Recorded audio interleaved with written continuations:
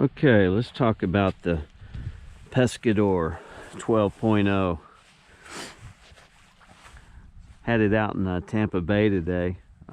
Winds are blowing, but they're pretty light. Had some, some light waves out there. This boat rides extremely wet. I'm soaked from the bottom of my pants all the way up to my butt. The seat right here is about the most uncomfortable thing in the world, and it sits lower than my Corvette. As far as a fishing kayak, and that's what I ordered. I ordered a Wilderness Systems Radar 115, and this is what they sent me, a Perception Pescador 12.0. This boat has absolutely nothing in it. The only thing it's good for is just, if you want to get in the boat, get your ass wet, and just paddle around for a while. Like I say, you can't reach the hatch up front without racking your nuts on this little console right here. When you turn around to try and grab something, the thing is extremely unstable. It feels like you're gonna tip out of it. It's gonna flip over. The paddle park right here, that thing is just about worthless. It actually sits behind the seat to where when you go to park your paddle, you got to reach around behind, and then they get the bungee in the little slot there. It's just a real pain in the rear end. In the back here, there's no hatches. There's just a big bin. There are no flush rod mounts in this thing. It's absolutely worthless as a fishing kayak. There's no flush rod mounts in this thing. There's a couple little scupper holes right here. They're not even really scupper holes, but I put my fish grips in my pliers, which actually fell out. They were dragging in the water. Let's see here. Oh, the rails on this thing, there's really no place to mount accessories. By the time you put a couple of rod holders on here, I have one cleat on this thing, and you're out of room.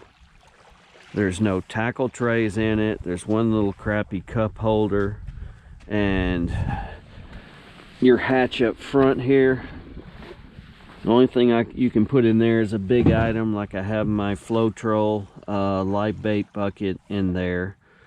Otherwise, if you don't buy some kind of a bag for it, all your stuff's just gonna slide back into the kayak, and you won't be able to get it out without tipping the entire thing up on its nose and hope that it slides down toward the front, because there's no access anywhere else. If you were to mount a fish finder on this thing, there's no place to mount it. There's nothing. It goes through the hole, including this. I thought that might be a plug that had a through hole where you could run your wires for your transducer. It don't have it.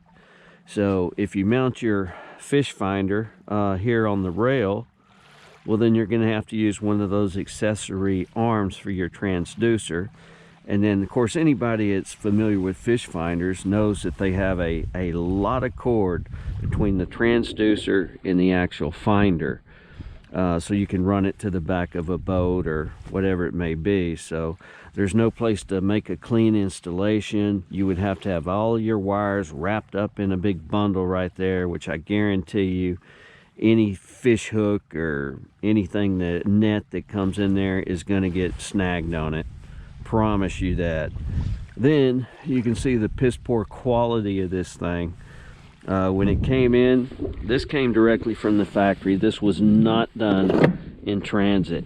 It came with some crappy little old plastic foot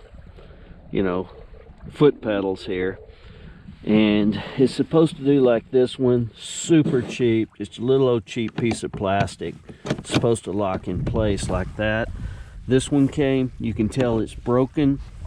Whoever installed it knew that thing was defective, decided to go ahead and put it on there anyway, and of course it went right through if they even have a quality control department.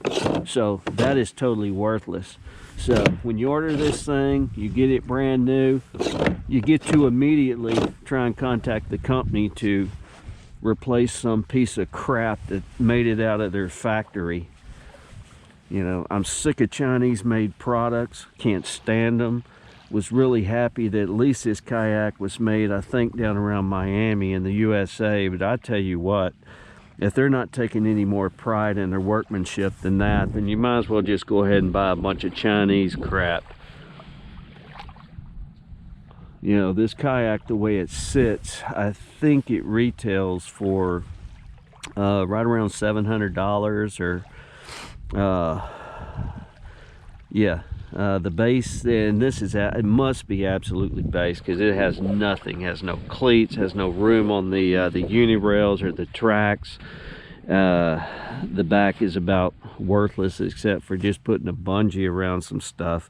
No real place for rods, no place to even put, you know, without drilling into the kayak, to put a rod holder in the back where you can get your extra rods out of the way. So then when you're fishing up front, all this stuff is in the way. So if you hook a fish, you're going to have to fight him all around your other rods, and I can promise you that's going to be a problem. So anyway, as far as my thoughts on this particular kayak, this thing, they shouldn't be getting over about, I don't know, maybe $300 for this thing. In fact, I wouldn't even give them that.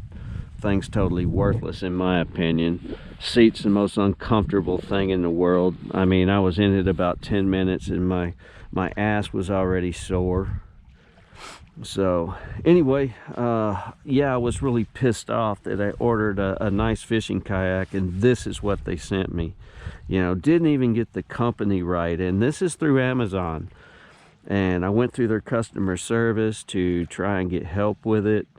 And it took me hours to get it done because even going to a supervisor, I had one that irritated me so bad and just kept provoking me. It was just a terrible experience. And she ended up hanging up on me.